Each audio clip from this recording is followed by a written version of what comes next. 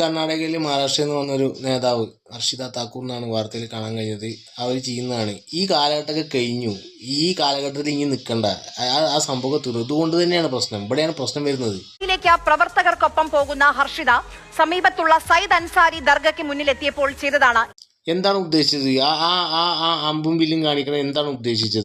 ഇതിനെക്കാട്ടും വലിയ വലിയ പോരാട്ടങ്ങൾ കഴിഞ്ഞു, സംഭവങ്ങളൊക്കെ തീർന്നു. അന്നും ഈ രാജ്യത്ത് ഇതര മതസ്ഥരെല്ലാവരും ഒന്നിച്ച് ജീവിച്ചിട്ടുണ്ട്. ഈ പരസ്പരം സ്പർദ്ധ വളർത്തിയിട്ട് നമുക്ക് എന്താ കിട്ടാമോ? അതുകൊണ്ടാണ് തിരിച്ചും അതേപോലെ ആളുകളുടെ മനസ്സിൽ അവർക്കും വിഷം കുത്താൻ പറ്റുന്നത്. അങ്ങനെ തമ്മിത്തല്ലി നമ്മൾ ജീവിക്കണം എന്നാണോ? അതാണോ അതിൻ്റെ അവരുടെ ഒരു ആരാധനാലയത്തെ നമ്മൾ അല്ലെങ്കിൽ ഒരു അന്യമതത്തിലെ ആരാധനാലയത്തെ നമ്മൾ എങ്ങനെയാണോ ബഹുമാനിക്കുക, അതുപോലെയൊക്കെ നമ്മുടെ ആരാധനാലയവും നമ്മുടെ ഘോഷയാത്രകളെയും അവരും ബഹുമാനിക്കുക. എന്നിട്ട് അവരത് ചെയ്യുമ്പോൾ നമ്മൾ അവരെ എതിർക്കുന്നു. കാരണം അവർക്കതാണ് പഠിപ്പിക്കുന്നത്. ഇതൊക്കെ കാണിച്ചിട്ടാണ് അവരെ പഠിപ്പിക്കുന്നത്. നല്ലവരായ വിശ്വാസികളെ വഴിതെറ്റിക്കാൻ അല്ലെങ്കിൽ മതസ്പർദ്ധ ഉണ്ടാക്കാൻ ഇതുപോലത്തെ കാര്യങ്ങൾ ഉപയോഗപ്പെടും. അതിന് സമയത്തോടെ പെരുമാറുന്ന സംഘടനകൾ ഈ രാഷ്ട്രം, ഈ ഭൂമി എന്ന് പറയുന്നത് എല്ലാ മതത്തിനെയും ഉൾക്കൊള്ളുന്ന ഭൂമിയാണ് എന്ന് വിശ്വസിക്കുന്നവർ അവനവൻ്റെ മതത്തെ വിശ്വസിക്കുക. അവനവൻ്റെ മതത്തിൻ്റെ അവകാശങ്ങൾക്കായിട്ട് നിങ്ങൾക്ക് പോരാടാം, നിങ്ങൾക്ക് പ്രവർത്തിക്കാം, എല്ലാവിധ സ്വാതന്ത്ര്യവും ഉണ്ട്. പക്ഷെ ഒരു മതത്തെ അപമാനിച്ചുകൊണ്ടോ അല്ലെങ്കിൽ ഇങ്ങനെ ഒരു യുവാക്കൾ ഇങ്ങനെയാണ് പ്രതികരിക്കേണ്ടത് എന്നതിനെക്കുറിച്ച് ഇത് ഔട്ട് ഓഫ് കഴിഞ്ഞു. ഇതിൻ്റെ കാലഘട്ടം കഴിഞ്ഞു. ഇനി കാലഘട്ടം മാറണം. ഇനി മാറി അല്ലെങ്കിൽ എന്താ വെച്ചാൽ ഇതേപോലത്തെ പ്രശ്നങ്ങളുണ്ട്. അങ്ങനെ ഒരു ചേരിതിരിവല്ല ഇനി വേണ്ടത്. ഇത് നമ്മുടെ ആദർശ പുരുഷോത്തമനായ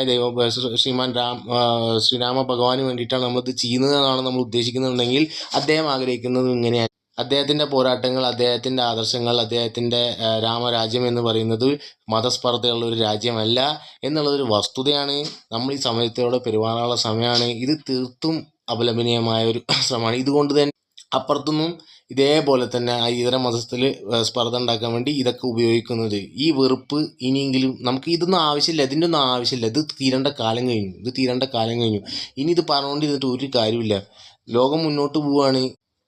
പരസ്പരം ബഹുമാനിക്കുക. ഇതെല്ലാ മതസ്ഥരോടും കൂടിയാണ്. മതേതരത്വം നിങ്ങൾക്ക് കാക്കണമെന്നുണ്ടെങ്കിൽ എല്ലാവരും അങ്ങോട്ടും ഇങ്ങോട്ടും. തിരിച്ചു ഇതേപോലെ ഉണ്ടായിട്ടുണ്ട്.